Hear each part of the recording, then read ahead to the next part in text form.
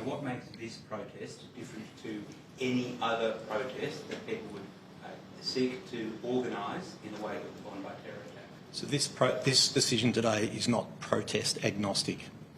Any person can now lodge a Form 1 for the areas that have now been declared. I'll also point out that on Australia Day there is a March for Australia, which is being conducted outside the specified areas. So it is not about the First Nations protest.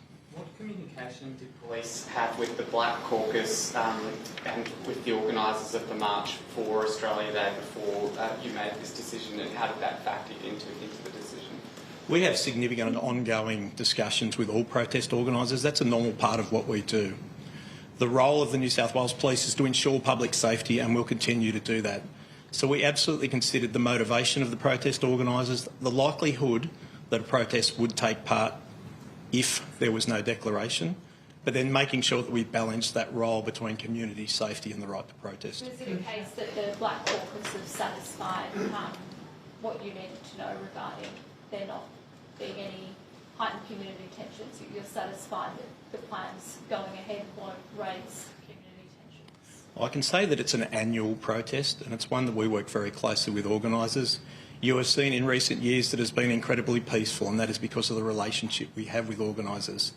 As I've said, the legislation that came in that allows for a public assembly restriction declaration is designed to take the tension out of the community.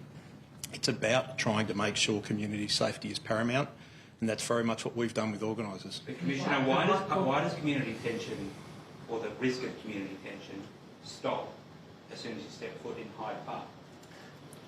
The risk of community tension does not. This is about getting the balance right. We will work with organisers. You'll know that since the first declaration was made back in December, we've had over 49 static protests.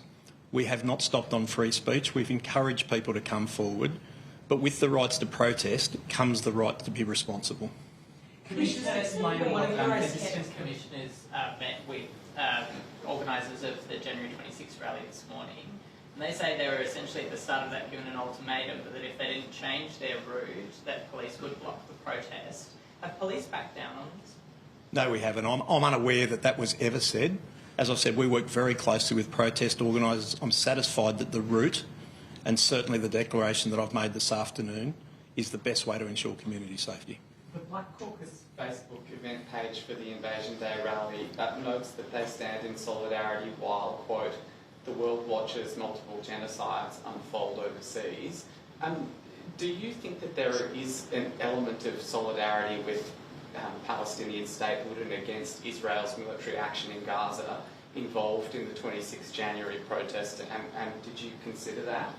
That's not something I could answer. What I can say, as I said, the Black Caucus rally has been on every year for a large number of years. It is carried out for a specific reason, and certainly is a specific issue.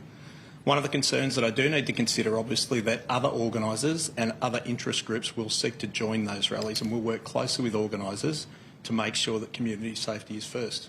In terms of where you have kept the restriction in place, the declaration in place, is there a specific threat in those areas, or why have those areas been kept in place? Like, I guess the converse.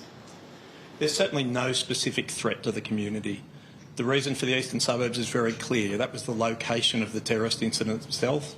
I think it's appropriate that we are respectful to the community out there. That community is still grieving. In terms of the northern part of the CBD, as I indicated, there are a number of events coming up over the next 14 days. One of the most major is Australia Day, and we expect tens of thousands of people to attend that location. It's important to ensure that community safety. We don't want conflict between general members of the community and members that are protesting. I'm able to say, that last Friday we had to detain 4 people outside a protest outside the town hall because they were incensed about people protesting. It's really important that we focus on community safety. We want to deconflict where we can. Commissioner, do you have a way of ensuring that other groups won't be hijacking or riding the bandwagon of that protest which you deem to be okay, go ahead?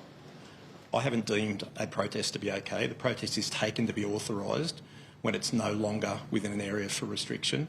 We will work very closely with organisers. There will be a significant police presence. Because a protest is authorised does not mean that hate speech intolerance and threat to the community will be taken. We'll take matters seriously if that occurs.